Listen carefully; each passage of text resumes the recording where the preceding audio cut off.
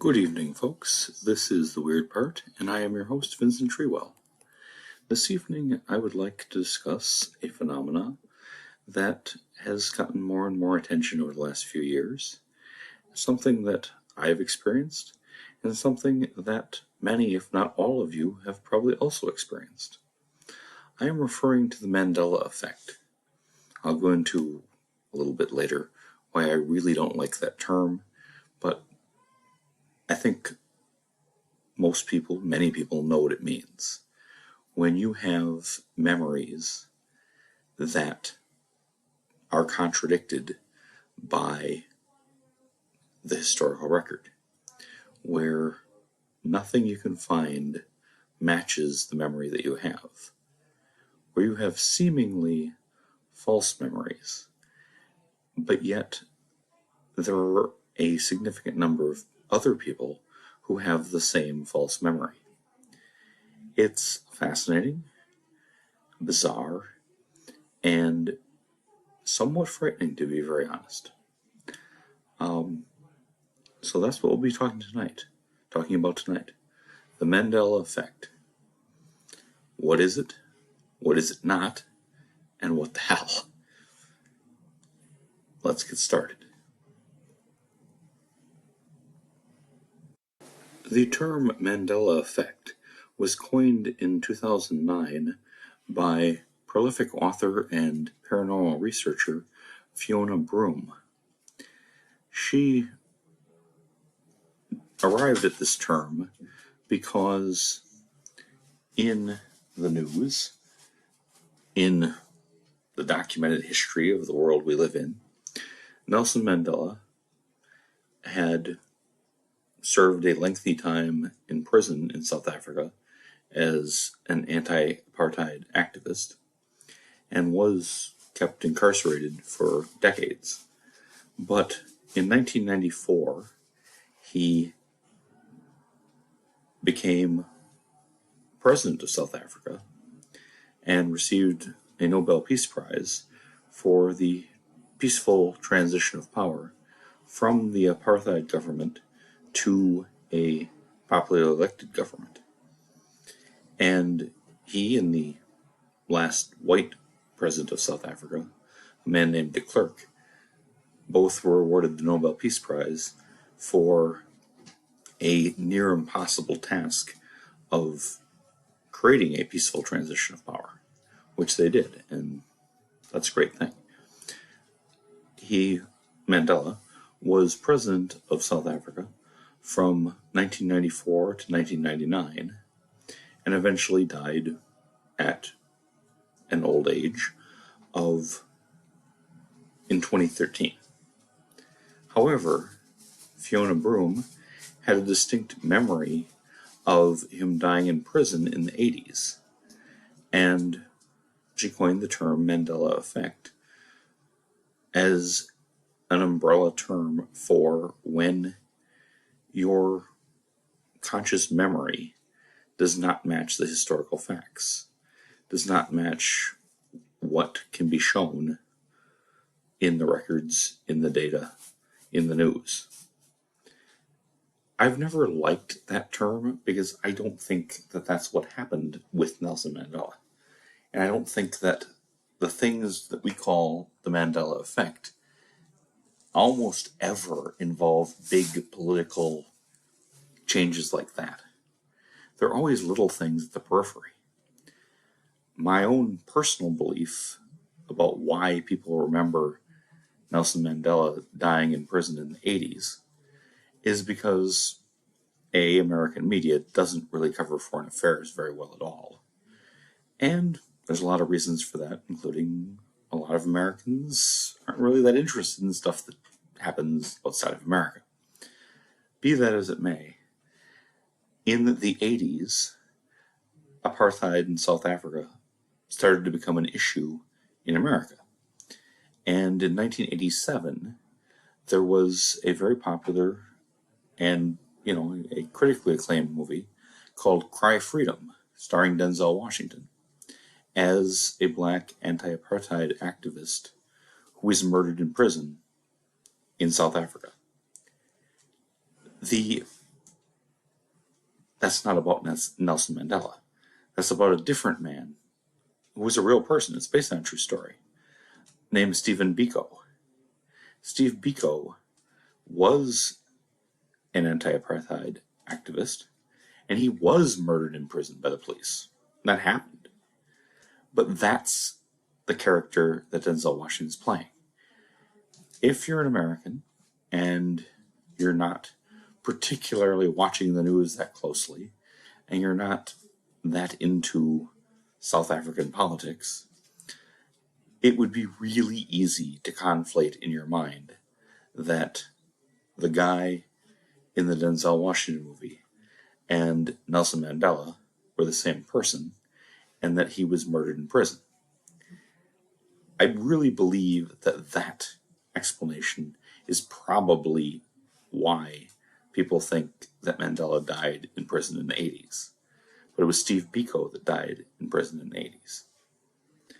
So that's why I've never liked the term Mandela effect, because the overwhelming majority of Mandela effects are not big political issues.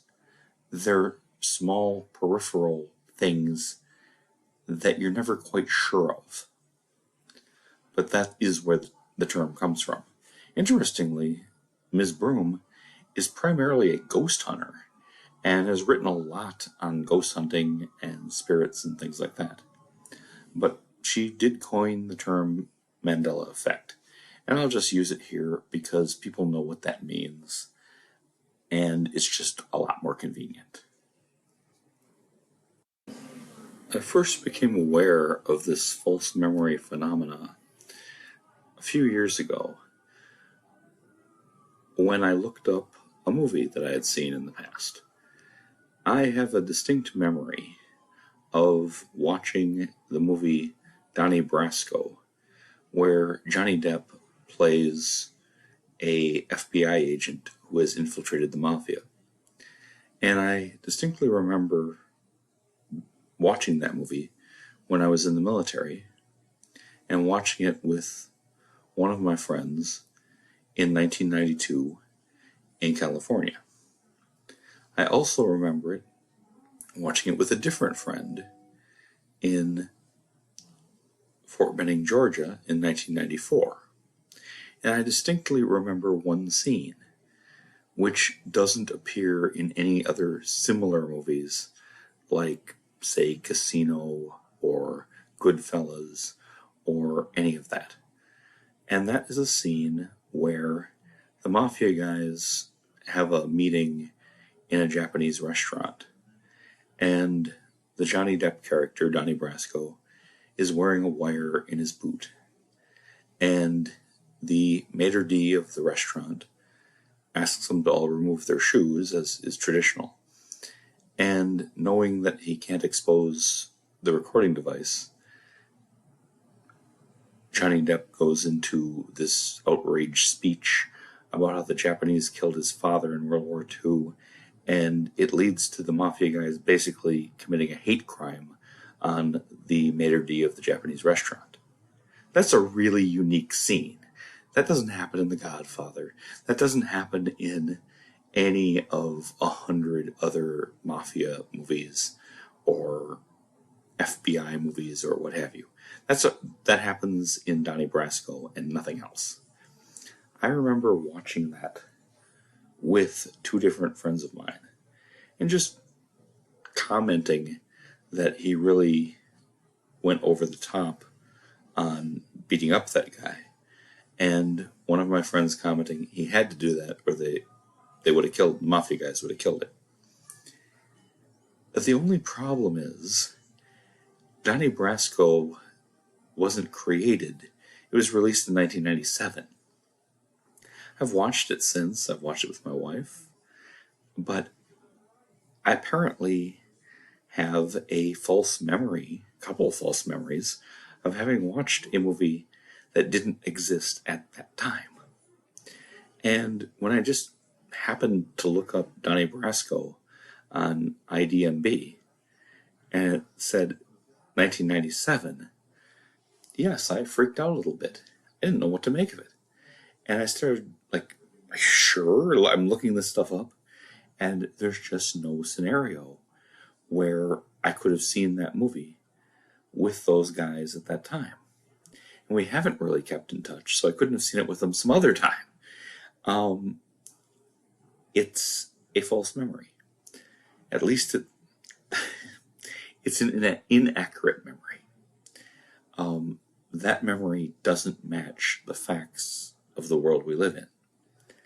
But yet I have it. And that caused me to look into this phenomenon further. I had read up on this and done some research, but I'd really put it on the back burner for a while until the other day when I was in a totally non-paranormal meeting with some people that I know and a woman who is an educated professional mentioned that we were talking about spell check, and she mentioned that when she types the word dilemma into spell check, it says that it's spelled Dilemma. And yet she had a distinct memory of having to memorize as a spelling word dilemma, and that it was spelled Dilemn as in November A. I have that exact same memory. I remember that being a difficult spelling word because you had to remember the silent N. Well, apparently there never was a silent N. There is zero record of that ever being spelled that way.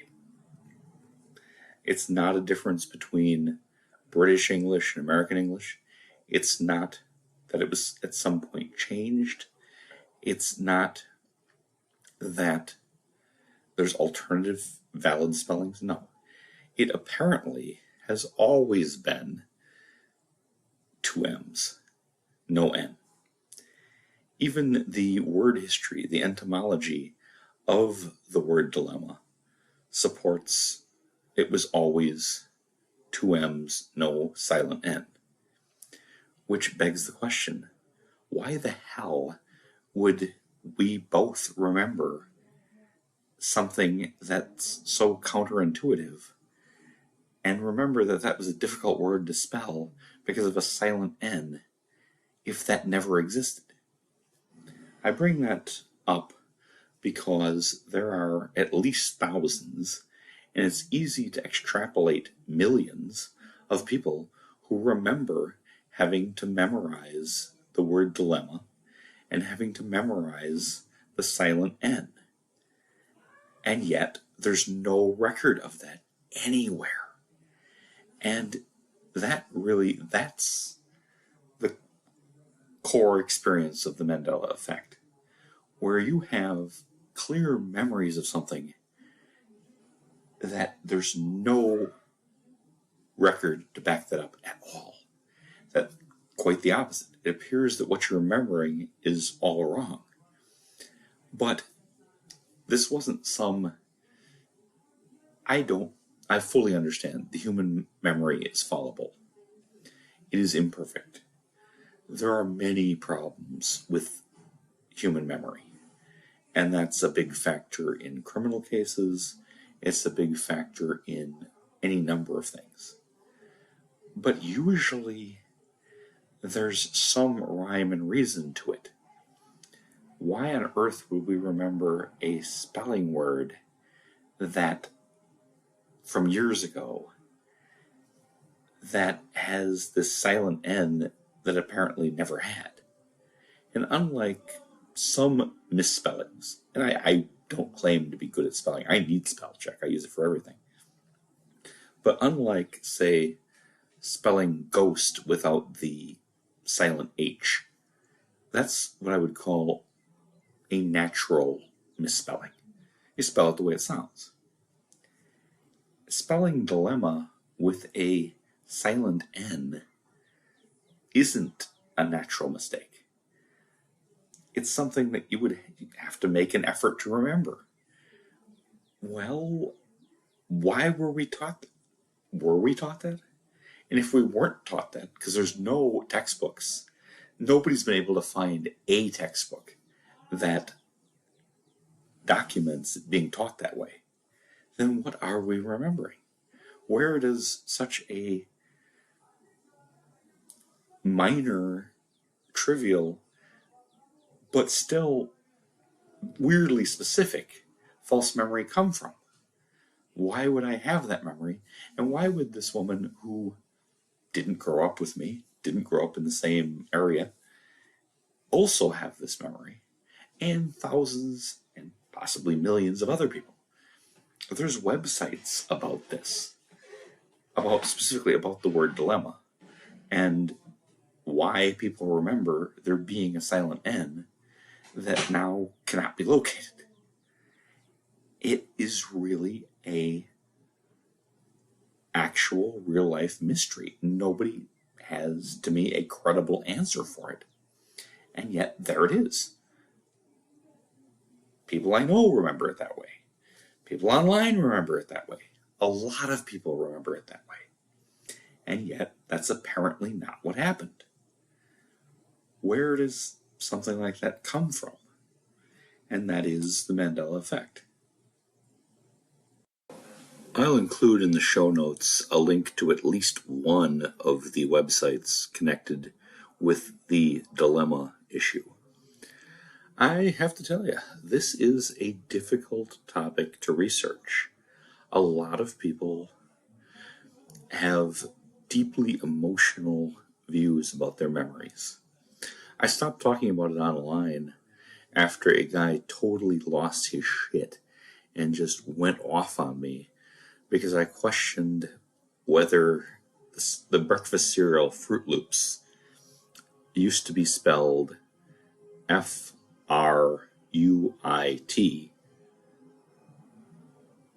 loops instead of F-R-O-O-T-S. I'm sorry. You know what I'm saying. Versus fruit versus F-R-O-O-T, not quite fruit. And he said that it had changed. And I said, well, Fruit Loops, the cereal, has never had any fruit in it. So they probably wouldn't call it F-R-U-I-T loops. They'd probably call it something that sounds like that but doesn't imply fruit. And he teed the fuck off on me. Like, you would have thought I killed his dog or something. It was crazy. I said, I don't need all this. I don't really care about Fruit Loops. That is one of the recurring popular Mandela effect issues, is the spelling of Fruit Loops. And there are many people who recall it being spelled the other way. Okay, I don't have that one. And that's one thing that makes researching this difficult, is some of these I do recall. Others I have no memory of at all, and my memory matches the consensus reality. I think it's like that for almost everybody. There are some greatest hits, which many, many people share. But a lot of investigating this at all is separating the wheat from the chaff. And there's a lot of chaff. There's things I won't even get into because I just feel like it's a road to nowhere. And that especially includes misheard song lyrics. To give one example, and it's a popular example, Jimi Hendrix, in the song Purple Haze, uses the lyrics as written are, "Excuse me while I kiss the sky." What a lot of people heard was, "Excuse me while I kiss this guy." And at least once, Hendrix went on stage and sang it that way, just for the hell of it. Okay? In the song California Dreamin' by the Mamas and the Papas, there's some disputed lyrics. In an interview, one of the singers admitted that I wasn't sure what the lyrics were. We sang it some ways one time, some ways another. One that also comes up a lot is Queen's "We Are the Champions," and whether at the very end of that song, Freddie Mercury says, "of the world," people want to go to the mat on this song lyric issue. And it's like, that's not even a mystery. Do you not understand that there are multiple mixes of practically every popular song?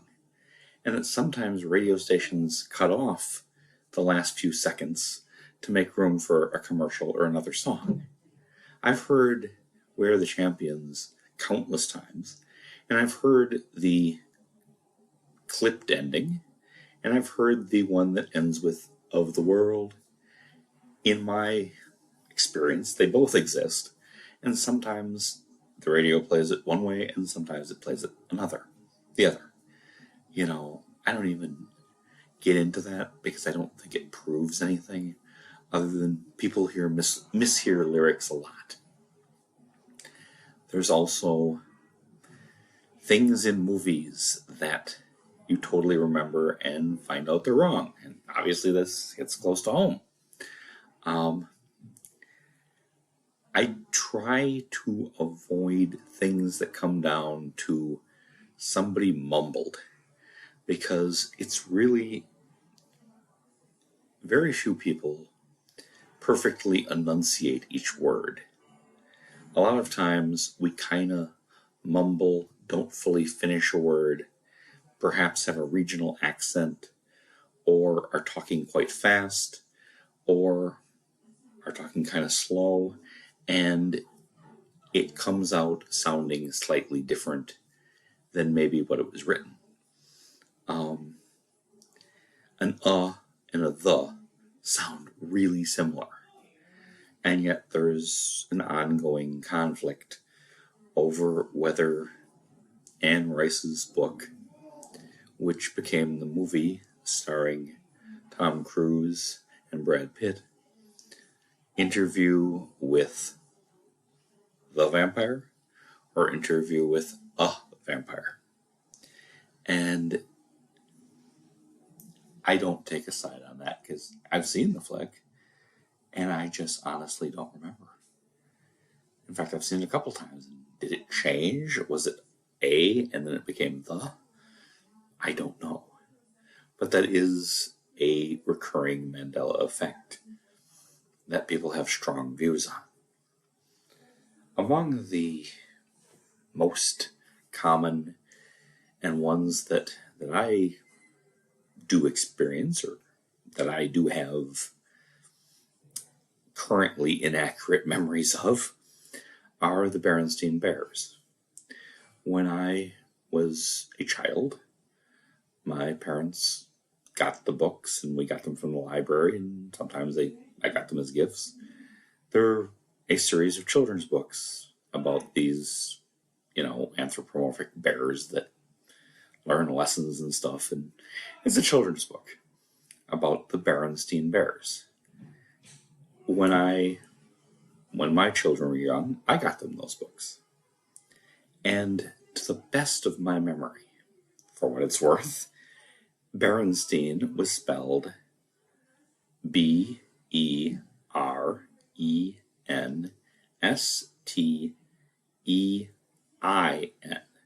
like Einstein or Frankenstein. It was Berenstein or Berenstein. If you go to the bookstore today or to the library, you will not find that. That does not exist. And no human being can produce a physical copy. But yet, you'll find all the books, but it's now spelled with the last 5 letters being Stain, Berenstain. Now, I totally remember it being Berenstain, and practically everybody I've ever spoken to this about remembers it being Berenstain. I even remember as a child, a little older child, but still in my youth, thinking that it was kind of weird when the Berenstain Bears had a Christmas special because I thought they were Jewish, because Berenstein, yeah, I thought that was a Jewish name. The Stein name changing to Stain. I can't believe that people wouldn't have called it Berenstain back then, and yet nobody I knew ever called it that. And there's just so many people. I would easily say a majority who remember the Stein ending, and yet now you can't find a book. You can't find a used book. You can't find a book in the attic. You can't find one that doesn't end with the AIN. The authors of the books, are no longer with us. They passed away a number of years ago. But their son is alive, and he has said that no, our name was always Berenstain. Stain. I have no reason to think he would lie about something like that. I mean, what's the gain? Who the hell cares? If you changed it, you changed it. But yet, if you changed it, there should be like millions of the old version around, and there are zero. There are absolutely zero. I don't know how to explain that. I don't know what the hell that means, but I do know that is the memory a lot of people have, including myself. And it's always stuff like that. It's always stuff that's peripheral.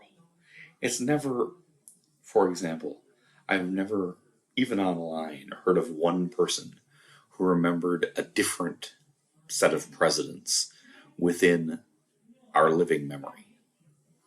That, as far as presidents I can remember, the first one is Gerald Ford, and it goes Ford, Carter, Reagan, George Bush Sr., Bill Clinton, George W. Bush, Barack Obama, Donald Trump.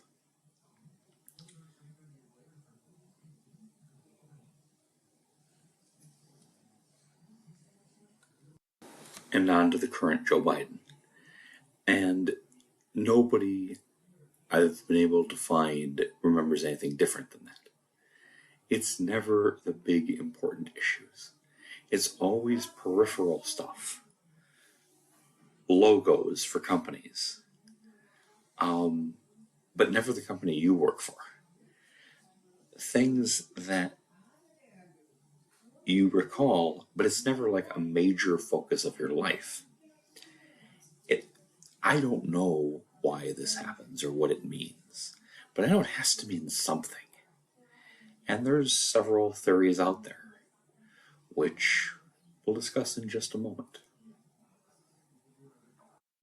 One of the other interesting recurring Mandela effects is a strange memory that people have. Okay, it's strange to me. It's not strange to the people who have it.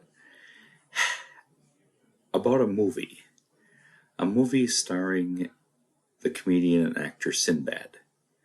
And he plays a genie. Now, there was a movie called Kazam where Shaquille O'Neal played a genie. That's not what people remember. And the idea that people are going to easily confuse Sinbad and Shaquille O'Neal, I'll dismiss out of hand. Okay, and just know that they look totally different. They're totally different people with totally different movie personas. Just know. My own wife remembers the Sinbad Genie movie. And when I asked her, "Are you sure you don't mean Kazam starring Shaq?" she gave me a rather withering gaze. I know who the hell Sinbad is. As it happens, Sinbad comes from the same small town in Michigan that she does. He's a huge local personality. He's one of the very few famous people from that town. he's not going to be confused for anybody. And she is 100% certain that she saw a movie where he played an Aladdin-style genie. The catch is, or as we say on the show, the weird part, is that Sinbad completely denies having ever made such a movie. Which again, why the hell would he lie about it? There's no, he's pretty open about his work, and there's nothing to see here. There's nothing to hide. And he's sometimes trolled and mocked people in a funny way on the internet about this non-existent movie. But there are many people, and you can easily estimate millions of people who claim to have seen this movie. And he was definitely a genie. He wasn't something else. He wasn't somebody else. It was Sinbad, and he was a genie. And yet, nothing like that can be found. I don't know what to make of it, but it's something. It can't mean nothing. A lot of the difficulty comes in, you're kind of panning for gold here. You're separating out the real, actual mysteries from things that are also real, like conflation. Confusing Nelson Mandela and Steve Biko is a very plausible conflation. If you're not South African and you don't follow South African politics all that much, yeah, you could totally confuse those two fellows. Misremembering things is a reality that does happen. Especially, well, I won't even say especially if they're not that important things in your life, because it happens a lot under a lot of different circumstances. But when you have so many people remembering things a certain way and no documentation at all, it does provoke a lot of speculation. And I just want to add one more, because this is also one that I experience. I have had a lot of Fruit of the Loom t-shirts in my life. And I clearly remember that there was a logo on the Fruit of the Loom t-shirts, and that involved a cornucopia, a horn of plenty. Apparently, that never existed. Which begs the question, well, then what the hell am I remembering it for? I mean, remembering the logo on my t-shirt doesn't seem like anything that would have a great deal of emotional significance. It doesn't seem like much of anything. And yet, it apparently never existed. So where does that memory come from? And why would my mind create a false memory of something so trivial? That is the Mandela effect in a nutshell. That's really it. People have come up with some answers. And I'm sorry, I'm just going to add one more, and then we're going to talk about theories. This comes from the Bible. The Hebrew Bible of the Jewish people, and what Christians would call the Old Testament. And the verse is, and I'm not going to look up and quote the verse, but the lion shall lie down with the lamb. And the phrase lions and lambs is just, it's woven into our culture. Apparently, that's not what the quote is. The quote now is the wolf shall lie down with the lamb.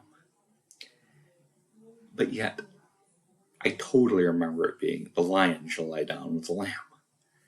And there's plenty of artwork and other things that show lions and lambs. A while back, there was a movie titled Lions for Lambs. What if it's the wolf shall lie down with the lamb, what did that change? Did we have that wrong all the time? That's one that, yes, that freaks me out. So, what could this possibly mean? What could be the cause of all this? Well, people have theories. There are several major theories of how the Mandela effect works, beyond the people who deny that it exists at all. And I have a very, very difficult time denying that it exists at all. I am pretty much decided that it does exist in some form. How it works or what it means, I don't claim to know. But something is happening when millions of people have memories that don't match the records and the facts of consensus reality. Some people attach a great deal of religious significance to this. Now, it depends on your perspective. I'm not here to trash anybody's religious views, but this is a sign of the end times, or it's the work of the devil. Well, I'm sorry, that doesn't ring a bell with me. Most of all because the changes or the false memories tend to be so mundane and peripheral that I can't conceive that Satan cares about the spelling of breakfast cereals, or the Berenstain Bears, or some words in a movie. If it only affected the Bible, or only affected, things of great significance, I'd at least be a little more open-minded. But there's no scenario where I see that making sense. That's my opinion for what it's worth. Other people believe that we live in a multiverse and that we have somehow changed dimensions from where those memories were true. I have some problems with that. I don't discard the idea that we live in a multiverse. I think that's very possible. I do find it hard to believe that we wandered over from a world where there used to be a Fruit of the Loom logo with a cornucopia to one where there isn't one. Those changes just don't seem significant enough that we're traveling through different dimensions. Again, I don't know. I don't know the mechanism, and I don't know what any of that would mean. I just kind of hold that in kind of a gray area, because the multiverse idea absolutely does appeal to me. And that periodically maybe we do wander into very nearby other universes that are almost like our own, but not quite. That would explain a lot of things, but again, there's not only no evidence, it's really hard to even define what would be evidence. As the quote, and I'm sorry I don't have the source for the quote, but it floats around pretty commonly. If you think you understand quantum physics, that means you don't understand quantum physics. I don't even pretend to, okay? Do I think it's a possibility? Yes, I'll hold it open as a possibility. Many people attach a lot of significance to the super collider at CERN in Switzerland, where they're working on quantum physics, particle physics. And I don't attach a huge lot of importance to that. However, I really wish the staff who worked at CERN, which is an acronym, CERN, Google it, I really wish they hadn't made that parody video where they kind of respond to the internet allegations that they opened a portal or did something else that affected reality. And it's very mocking. It's very tongue-in-cheek. I get it. People are saying things about you on the internet, and you want to kind of come back at them. But I really wish they hadn't done that, because I watched that video once. It was creepy as hell. Okay. And it just seemed to be winking a little too hard. And it might be in your best interests not to freak out people that already think you're doing something drastic and extreme to the fabric of reality. The lunatic fringe is called that for a reason, and maybe you ought not to agitate them. Okay? I am not one of those CERN believers. I don't think that anything was opened at CERN that suddenly caused all this. And again, I just don't see how even opening a portal would cause a change in the name of breakfast cereals, or in corporate logos, or the way that people spell Chick-fil-A. I just do not see that being a cause and effect. So yes, there's all that.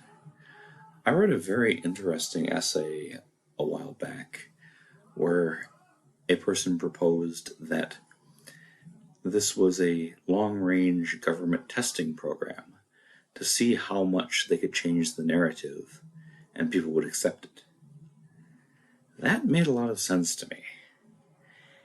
The difficulty I just see is in the scope. It would seem you'd have to involve so many people and spend so much money to fool them into thinking that reality had always been a different way than it was. And yet, I don't see anybody monitoring that. And of course, it could be being done secretly. But that's asking a lot of a government that doesn't really seem to have it together all that often. I don't eliminate that as a possibility, but I don't think that's the most likely. I find it fascinating. I really, the idea that the government would experiment with how much they could rewrite the past and we'd still accept it does pique my interest. But I don't think that's necessarily the answer. I hold that as an idea that I entertain. So what do I think really happened? Is happening? Well, I'll just put it out there and leave it lay there. I think it may be related to time travel.